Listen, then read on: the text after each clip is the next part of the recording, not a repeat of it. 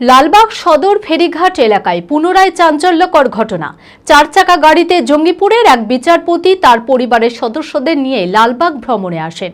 অসতর্কতার জেরে গাড়িটি সোজা গড়িয়ে পড়ে গঙ্গায়। স্থানীয় সূত্রে জানা যায়, গাড়িটি ঘাটের ঢালে দাঁড় করিয়ে রাখা ছিল, কিন্তু তাতে কোনো হ্যান্ড ব্রেক বা নিরাপত্তা ব্যবস্থা নেওয়া হয়নি। আচমকা গাড়িটি গড়িয়ে পড়ে যায় গঙ্গায়। ঘটনার পর স্থানীয় মানুষজন দ্রুত প্রশাসনকে খবর দেয়।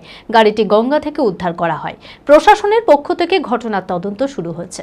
মানসিক স্বাস্থ্যের জন্য সবার আগে যে নামটি মনে ভেসে ওঠে, সুস্থ মনের ঠিকানা মনোবীক্ষণ। যোগাযোগ নাম্বার 7477799513।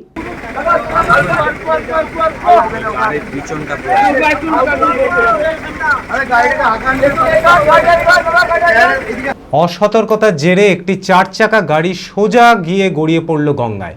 অল্পের জন্য বড়সড় দুর্ঘটনা থেকে বাঁচল পরিবার। ঘটনাটি ঘটেছে লালবাগ সদর ফেরিঘাট এলাকায়। স্থানীয় সূত্রে জানা যায়, গাড়িটি ঘাটের ঢালে দাঁড় করিয়ে রাখা ছিল, কিন্তু তাতে কোনো হ্যান্ড ব্রেক বা নিরাপত্তা ব্যবস্থা নেওয়া হয়নি। প্রত্যক্ষদর্শীদের দাবি, গাড়ির মধ্যে কেউ উপস্থিত ছিলেন না। আচমকা গাড়িটি 50 মিটার গড়িয়ে গিয়ে সরাসরি নদীর জলে পড়ে যায় এবং মুহূর্তের মধ্যে ডুবে যায়। ঘটনাস্থলে মানুষজন প্রথমে কিছু বুঝতে না পারলেও পরে চিৎকার চেঁচামেচি শুরু করে। জানা গেছে, ওই গাড়িতে করে জঙ্গিপুরের এক বিচারপতি তার পরিবারের সদস্যদের নিয়ে লালবাগ ভ্রমণে আসেন। ঘটনার সময় তারা গাড়ি থেকে নেমে দাঁড়িয়েছিলেন।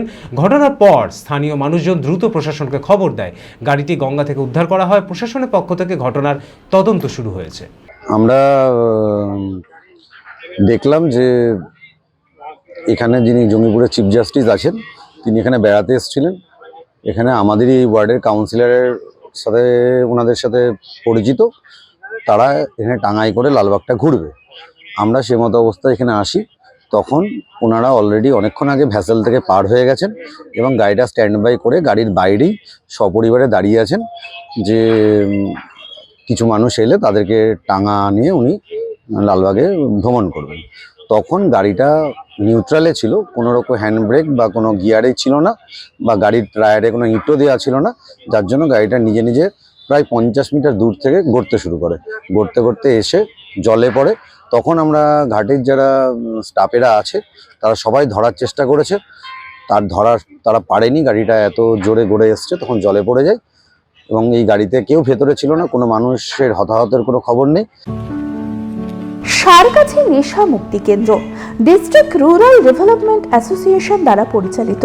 ড্রাগের নেশা, মদের নেশা, মানসিক ব্যাধি মুক্তির লক্ষ্যে আমরা নিরলস কাজ করে চলেছি। নেশা মুক্ত সমাজ, সুস্থ সমাজ।